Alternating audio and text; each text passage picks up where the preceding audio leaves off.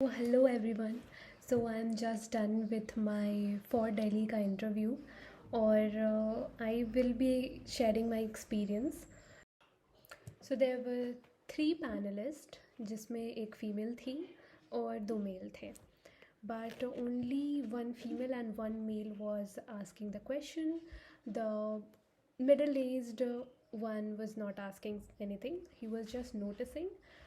तो वो पहले फ़ीमेल पैनलिस्ट में ने मुझे ग्रीट किया. उसके बाद फिर she asked me about myself कि जो एक स्टैंडर्ड क्वेश्चन होता है that and the other questions were total about my work and nothing was about my academics और व्हाट आर माई इंटरेस्ट.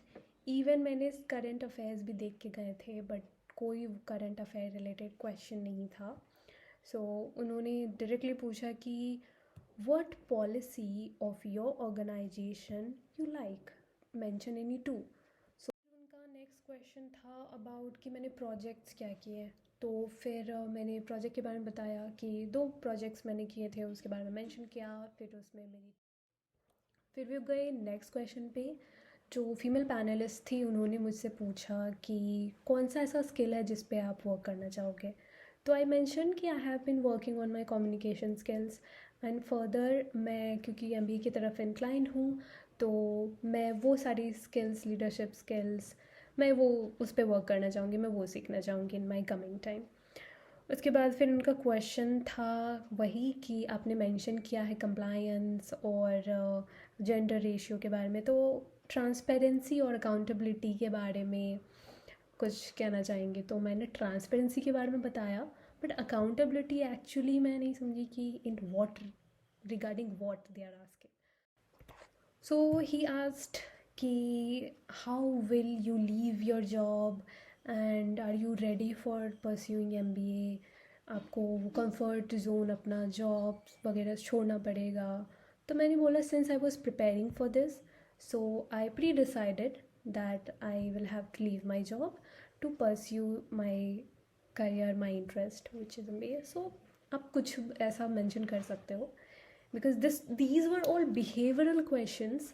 तो मैं काफ़ी expect कर रही थी कि वो मेरे वर्क रिलेटेड ज़्यादा पूछें कि मैं क्या काम किया है, मैंने क्या इम्प्लीमेंट किया है.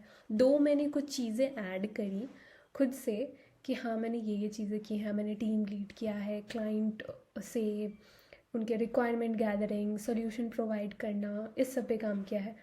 बट उन्होंने कुछ नहीं पूछा. सो वो जो भी मेंशन किया मैंने खुद मेंशन किया. सो मैंने करंट अफेयर्स भी बहुत कुछ मैं देख के गई थी.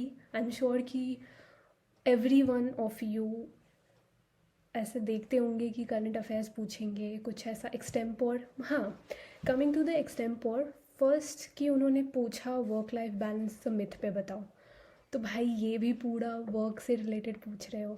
तो I told them few points. फिर मैं वहाँ पे थोड़ा सा फंबल करी बिकॉज तब तक मुझे लगा कि I think they are not judging me right.